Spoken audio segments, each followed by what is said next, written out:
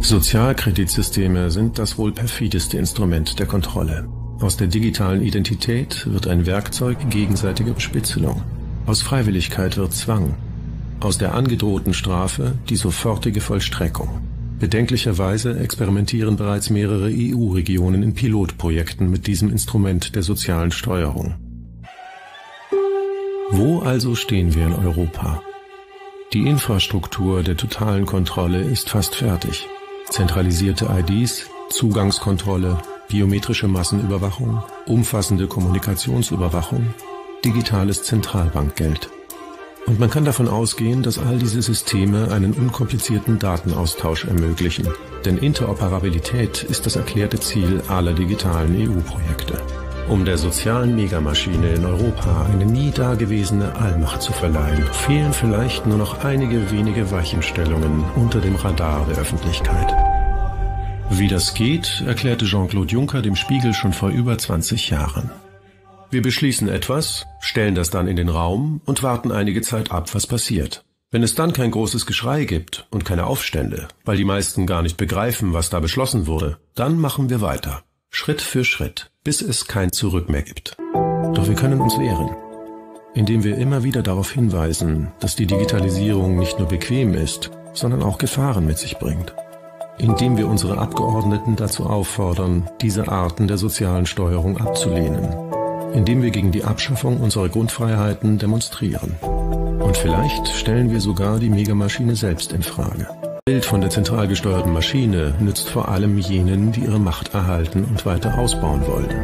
Diese Macht aber steht und fällt damit, dass eine schweigende Mehrheit das Weltbild dahinter akzeptiert. Fangen wir also an, das Schweigen zu brechen. Fangen wir an, darüber zu reden, in was für einer Welt wir leben wollen.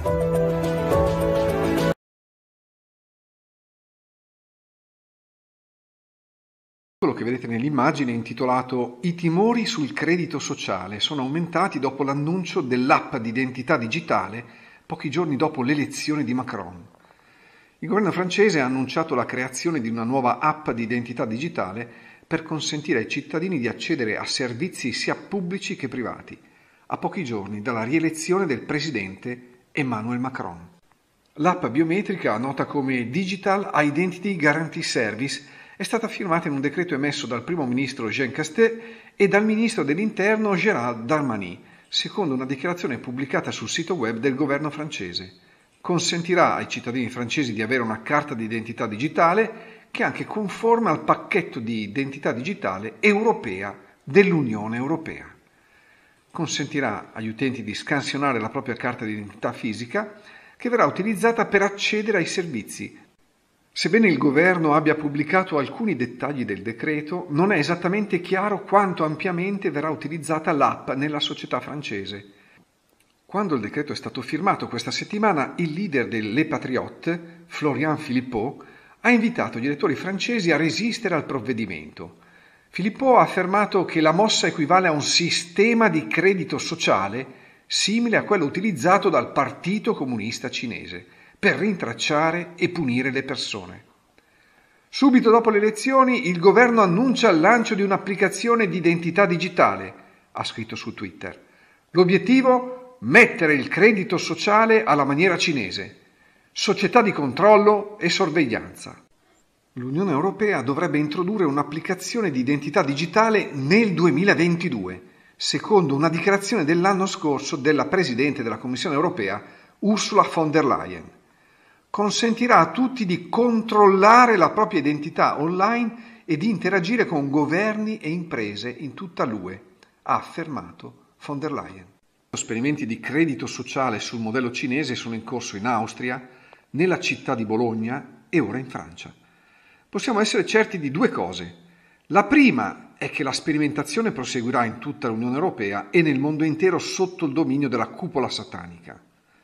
La seconda certezza che abbiamo è che tutto questo ha un limite invalicabile, il nostro consenso.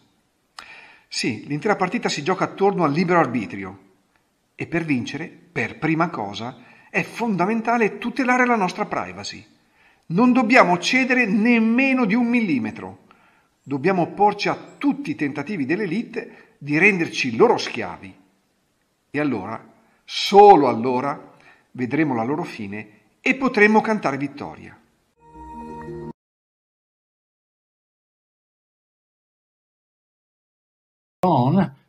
Country Iran is the first country that said it intends to bring about a mandatory digital ID that you will have to show the vendor as a baker in order to get subsidized bread, because bread has gone, price-wise, has gone through the roof. It's the staple food of the poor people, in Cairo, for example. And they said, look, we'll give you a discount, one discounted loaf per family per day, but the quid pro quo is you need to sign up for this digital ID. Once you've got a digital ID and they've said you can't buy this cheap bread without showing it, if they say next week you can't buy bread without showing it, or the week after you can't buy food without it, this literally changed the conditions.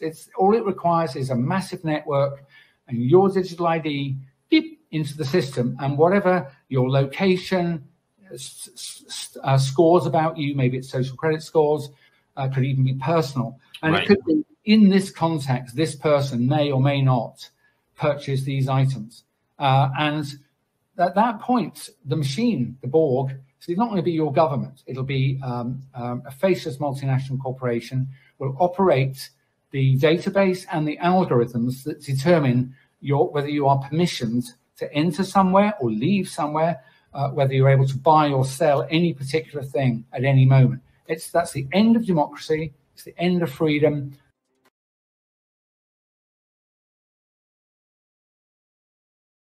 Do you think what we did during COVID could usher in our version of a social credit system? Oh, yes, definitely.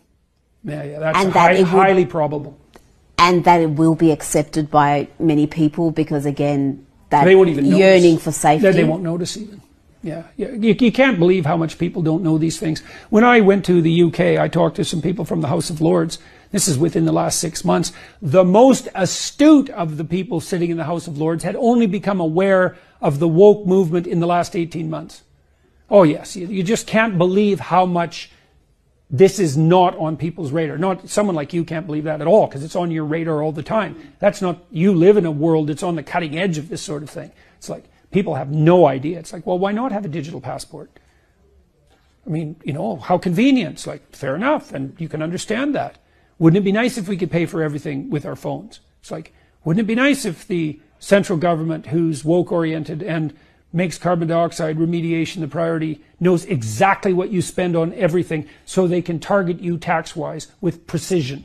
It's like, oh, didn't think about that. It's like, yeah, you sure didn't. And oh, yes, it's highly probable. It'll be a miracle if we escape from that. You can see these signs of this everywhere. When you go through airports now, there's a lot of automated barriers. You show your passport. It's like, well, these are automated barriers.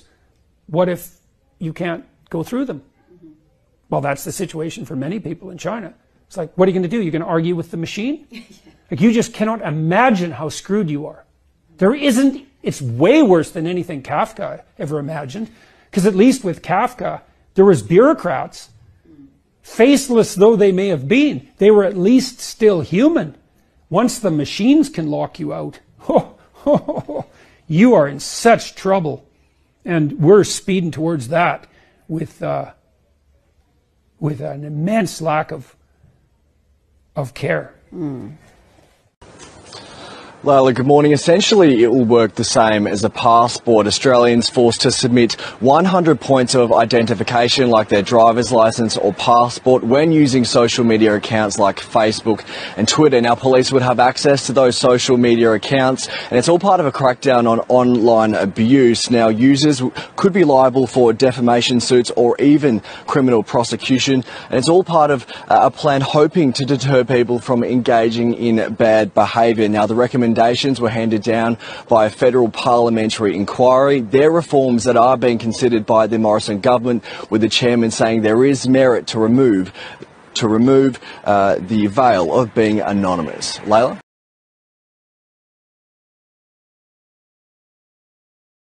Στην Κίνα, οι ενέργειες των πολιτών της παρακολουθούνται 24 ώρες το 24ωρο και η κυβέρνηση τους εφαρμόζει μια αξιολόγηση κοινωνικής πίστοσης. Εάν η βαθμολογία τους μειωθεί, μπορεί να περιοριστούν τα ταξίδια τους, να αναγκαστούν να πληρώσουν υψηλότερες τιμές ξενοδοχείων, τα παιδιά τους μπορεί να αποκλειστούν από τη φοιτηση στο πανεπιστήμιο και ακόμη και τα κατοικίδια τους μπορεί να κρατηθούν από το κράτος.